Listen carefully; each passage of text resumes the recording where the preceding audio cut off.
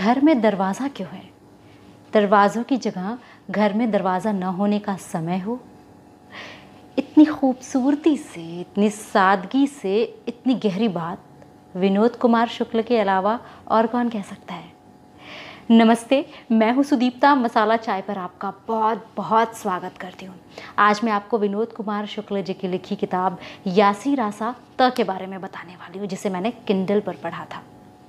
जिन्होंने भी विनोद कुमार शुक्ल को पढ़ा है और उन्हें लगता है कि अभी शायद वो उन्हें नहीं समझ पाए हैं या फिर शायद वो पकड़ नहीं पा रहे हैं कि वो क्या कहना चाहते हैं, ये वीडियो उनके बहुत काम आएगा। और मैं ये सुनिश्चित करती हूँ कि इस वीडियो को देखने के बाद अगर आपने अभी तक उनको पढ़ना एंजॉय नहीं किया है, न सिर्फ आप उनको पढ़ना शुरू करेंगे बल्कि उसका भरपूर मज़ा लेना भी शुरू कर देंगे। इसके अलावा जो विनोद कुमार शुक्ल जी के फ़ैन हैं या जिन्होंने आज तक उन्हें पढ़ा ही नहीं, उन्हें मालूम ही नहीं, उनके भी काम का बेशक ये वीडियो है। पूरा वीडियो देखिएगा बिना स्किप किए। यासी रासा त में उनकी लिखी 26 कहानियाँ हैं जो एक साथ मिलकर एक उपन्यास की शक्ल ले लेती हैं। इस उपन्यास में या कहानियों में एक मध्यम वर्गीय परिवार है। परिवार में 3 बच्चियां हैं और आसपास की छोटी सी दुनिया है जिसे कभी बच्चे तो कभी बड़े अपनी अपनी नज़र से देखते हैं। उनकी नज़र से दुनिया को देखना कितना रोचक हो सकता है, कितना जादुई और कितना अर्थपूर्ण, ये आप इन कहानियों में पढ़ पाएंगे। जब आप कहानियाँ पढ़ना शुरू करेंगे तो आपको लग सकता है कि ये तो बच्चों सरीखी कहानियाँ हैं, इनका क्या मतलब है। लेकिन जैसे जैसे आप इन कहानियों में उतरना शुरू करेंगे, आप दूसरे ही लोक में पहुंच जाएंगे। ये वो दुनिया नहीं है जिसमें हम और आप रहते हैं या जिसे हमने बनाया है। ये वो दुनिया है जो हो सकती थी, जो शायद होती, या जो है लेकिन हमें दिखाई नहीं देती, जो अगर दिखाई दे जाए तो मज़ा आ जाए।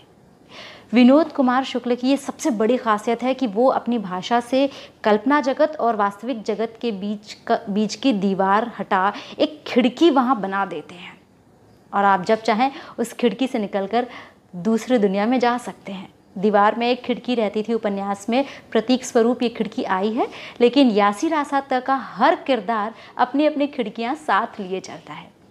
जैसे अपने माँ पापा के गुम हो जाने पर जब यासी और रासा उन्हें ढूंढने निकलती हैं तो वो खुद खो जाना चाहती हैं।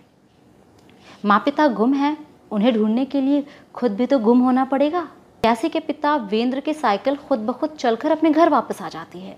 निया की चप्पल गुम हो जाती है और वो रह रहकर उसे दिखाई देती है, अपनी याद दिलाती है। इन सभी बातों का क्या कोई मतलब हो सकता है? क्या ये कोई अर्थ ग्रहण करती हैं?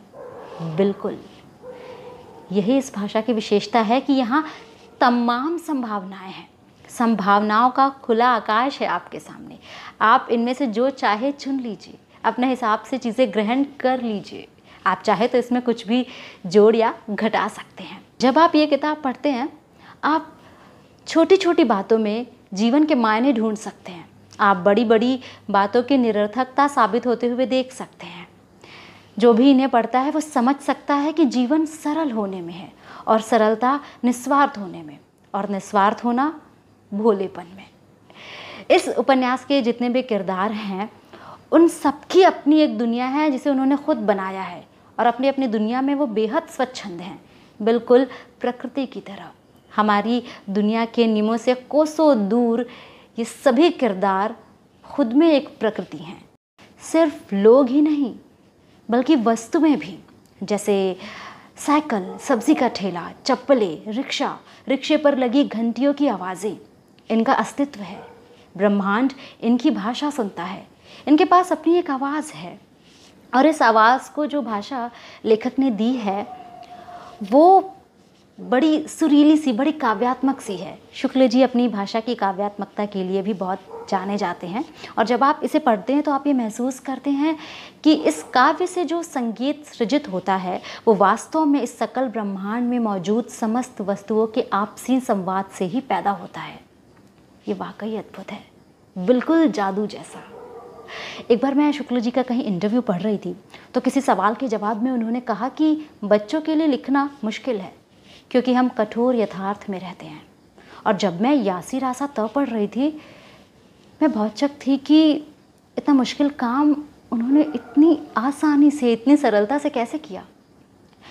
वो न सिर्फ बच्चों की दुनिया में जाते हैं, उसके बारे में लिखते हैं, बल्कि वो हमें भी अपनी शक्तियों से परिचित कराते हैं। ऐसी शक्तियाँ जो हमारे अंदर बचपन में खूब होती हैं, जैसे कल्पना शक्ति।